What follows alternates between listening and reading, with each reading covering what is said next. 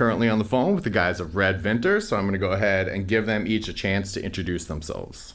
I'm Mike. I am the singer and bass player. James Achilles. I am the drummer. I am Dylan Jones. I am the lead guitarist. Awesome. Well, thank you guys for joining me. I appreciate it. So let's kind of start at the beginning. Why don't each of you kind of take a turn telling your story about how you first came in contact with the music and what about music kind of made you want to pursue a life in it? Well, let's see. I was a little kid and my mother was dancing around the living room with one of her friends to a Black Sabbath song. And something about just how heavy it was just really kind of spoke to me. And a couple years later, some of my buddies were listening to some really heavy music and really kind of got into that. And then somewhere in high school, I made a new friend who happened to be in a band. And that's when it clicked in my mind that you actually could be the person that makes the music. And that's been me ever since. Awesome. Very nice. Yeah, so I was probably, 9 or 10 when I bought my first guitar, like, a lot of young kids did, and didn't really put a lot of work into it. Just kind of fooled around with it and then put it away. And a few years later, I was watching Nirvana Unplugged in New York on MTV, back when MTV played music. And I thought, wow, like, no offense, but I bet I could play this. And I went and grabbed my guitar and started noodling around. And then it was like, wow, I'm actually pretty close here. And that kind of got me into playing the guitar. And then, that was years ago, but not too long ago, several years ago, I decided to switch and play the drums. One, there's not as many drummers around, so it's easier to get a gig as a drummer. But two, I was looking for a new challenge musically. Not that guitar is not challenging, but I was looking to expand my musical horizons, and so I picked up the drums, and I'm really digging it. Awesome, great story. See, I remember as a kid, my dad had a little acoustic guitar in his closet for the longest time. He never touched it. I don't know where he got it, but eventually he gave it to me as a Christmas present, and then I never put that thing down. Learned as much as I could. Eventually started seeing shows at the local guitar shop in our little town. And eventually decided to start a band with some high school friends. Did, really horribly. Just made really bad songs, but it was a lot of fun. And kind of kept that in the back of my mind for a good while before I wanted to get back out there again. So each of you kind of expressed a similar sentiment about getting into your instrument, about there was an initial kind of challenge to come into, and then that kind of propelled you into being more comfortable with it. What do you each kind of think is a plateau that you have yet to overcome with the instrument that you play? Well, for me, I've been singing in metal bands for most of my adult life, so I think I'm probably where I like to be with that. But I just started playing bass the last so many years, and as far as good bass players go, I'm not even in that category yet. So the plateau for me is a long way off. Sure. Yeah, so for me, I had a hip replacement in 2021, and my surgeon said that my other hip would need to be replaced eventually. So for me, my plateau has been playing longer sustained double bass on the drums with an already replaced hip and another one that needs to be replaced. I'm sure at some point you're going to get the joke about being a machine drummer as well. I will be a heavy metal drummer, literally. Nice. I like it. I think I would like to learn more theory. I think that's a pretty common problem for guitarists. It's hard to learn theory on the guitar. It's a different instrument than like a piano or something. Sure. Yeah, definitely. All right. So, what do you guys think is one of the most challenging components of putting a band together and then keeping that band together? Finding like-minded people, first off. The the kind of funny story is, like, when I decided I wanted to start this band, the first thing that ran through my mind is the drummer's always the hardest thing to find, and guitar players are a dime a dozen. So I purposely decided to switch to bass from playing guitar, figuring it would be easier to find a guitar player. And then the very first day I went online looking for somebody, I ran into James, and he was kind of doing the same thing. And so he and I clicked right off the bat, and it took us, 6 months and a dozen auditions to find a guitar player that stuck. And then it took us another 6 months to find the second guitar player, and the first one is gone now.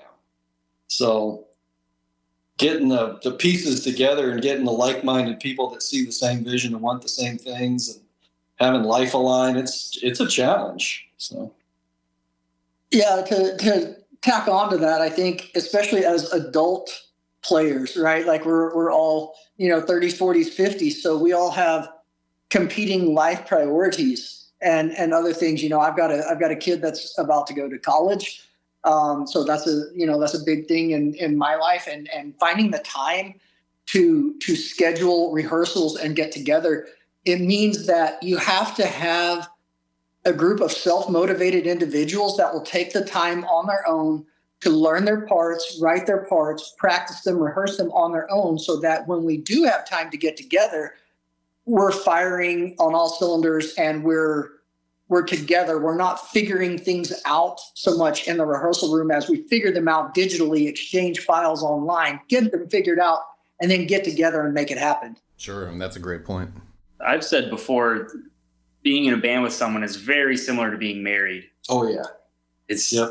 There's a lot except when you're done fighting, you can't have sex. I mean, you could, but I wasn't going to go. Relationships in a band never go well. Wait till you're stuck on the road in a van with 3 guys that you're trying to kill. No sexual release until you get out of the show. So, a point was brought up about sharing files in order to practice, and then that helping kind of expedite the way that you rehearse and everything.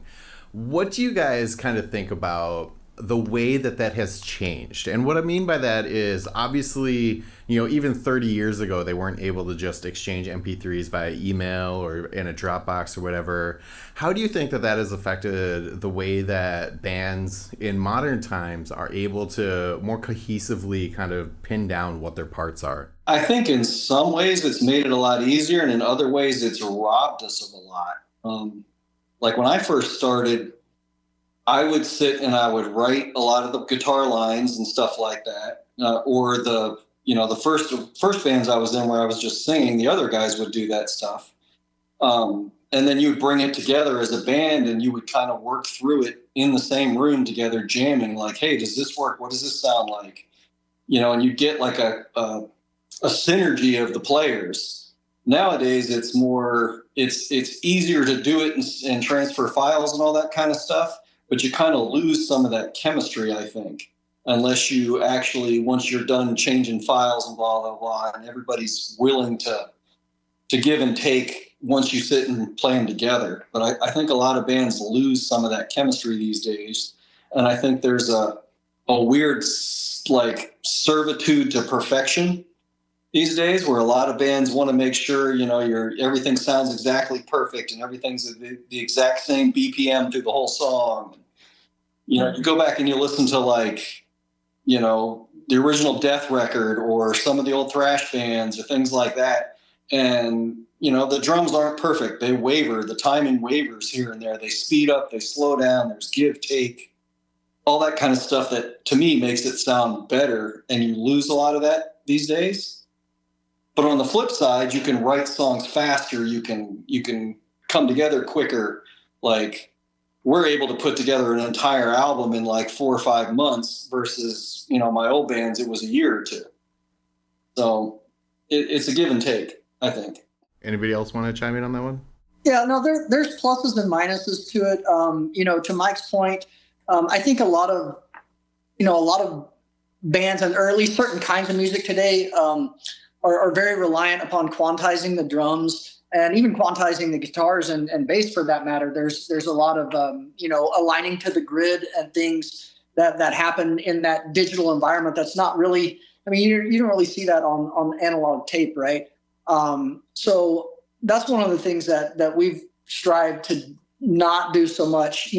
Maybe making demos for ourselves to listen to, they might be quantized, but when it comes down to actually recording and making the music ourselves, we pride ourselves on it being a product of us and not being snapped to grid, so to speak. But you have to hand it to them. It makes it so much easier. It's kind of democratized the creation of music in a sense, because the how accessible it is to make music nowadays it's so much more accessible to people who don't have the budget, who don't have Capitol Records backing them, right?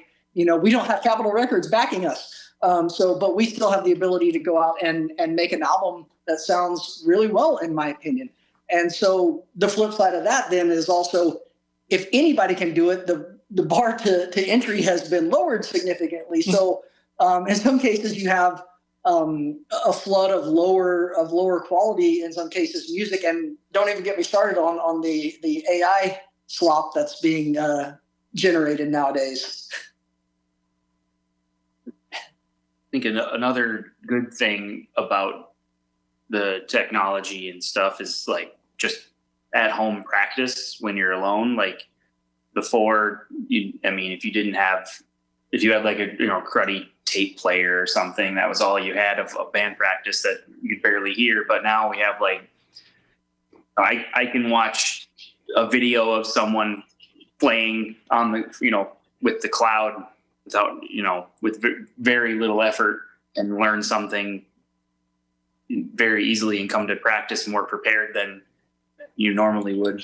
Yeah, absolutely. You guys obviously have gotten the band together. You're out there playing shows. Tell me about where you're kind of currently at. You mentioned that you're able to put out records in just a few months as opposed to years or so. Are you guys writing kind of your next collection of songs, or are you focusing on shows? Yes to both. So we've got most of the next album written. We just kind of have to dot the I's, cross the T's, get together and learn how to play them cohesively as a band. Kind of going back to what I was just saying, where you can write it all much easier these days. So we're doing all that, but we're also trying to play shows. And we're trying to kind of be picky about what shows we play. We never intended to be one of those bands, not that there's anything wrong with it, but we don't want to be one of those bands that plays 2-3 times a week. And, it takes a lot of effort for us to get everything together and get everybody's schedules aligned and go out and do shows. So when we do them, we want them to be kind of special. We, kind of look at it as the law and supply and demand. We don't want to, oversaturate the market with us playing constantly live. We want it to be something that's kind of special. And when we do it, we want to do it right. So we're kind of picky about what shows we do play, and we try not to jump at them and things like that. But at the same time, we've also played with some really, really cool bands so far, met some really great people. Just so many really cool bands in the local scene that we've met through the shows we played. So hopefully we get a lot more of that. Sure, absolutely. So since you mentioned that, do you guys have any shows coming up? We're playing in Mankato on September 13th, excuse me, with the Mighty Northern Hammer. Those guys are amazing. And then we're playing in Minneapolis at Club Underground for Volsunga Saga's record release party on October 4th. And Burden of the Wretched and Enigmatis are joining us for that one. Awesome. Yeah, that'll be a cool show. Yeah, well. Awesome. So why don't each of you take a turn kind of sharing a memory that's important to you, that has helped kind of keep you motivated and want to continue to make music? I don't know if this is so much a memory for me, but a lot of the guys that I used to jam with or guys that I knew in the past never stopped per se, and they've made it pretty far. And it's cool to see that they had that success. but it also makes me kind of like I stepped out of it for a while. So it kind of bums me out that I stepped out, and a lot of the people that were my contemporaries are now, very successful. So it's a motivation to me. Like I always knew back in the day that longevity will get you a lot further. So sticking to it and don't throwing your hands up in the air at every little setback, and just keep going and stay true to what you're doing, and success comes.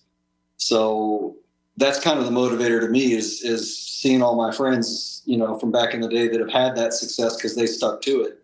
That's a motivator. Yeah, that's great. That's a good lesson as well. Wow, that's a tough one. I'm not really sure, like Mike said, I'm not really sure that it's a memory per se, but more desire to share with the world, and to show people, hopefully, that some of the things that they're going through in life, other people are experiencing them or have experienced similar things to them, and that those people are not alone. And so, when I go through a difficult period, there's music that I listen to that kind of reminds me of that same thing.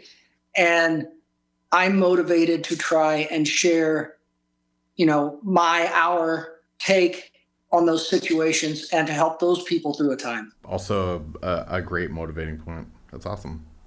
The only thing I think of is the feeling you get when you finally play a full song with other people, and coming together and performing that song. It feels like it's something that's greater than the sum of its parts.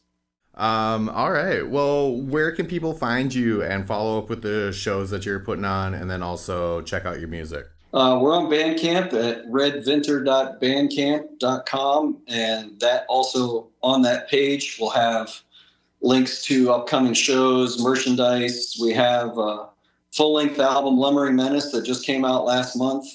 We've got an EP that came out earlier this year called Into the Deep, and then we have our remastered demo, and then the original demo on there as well. All right. So I always like to give the people I'm interviewing the opportunity to put out their last word. So what's a message that each of you have that you want to share with other people?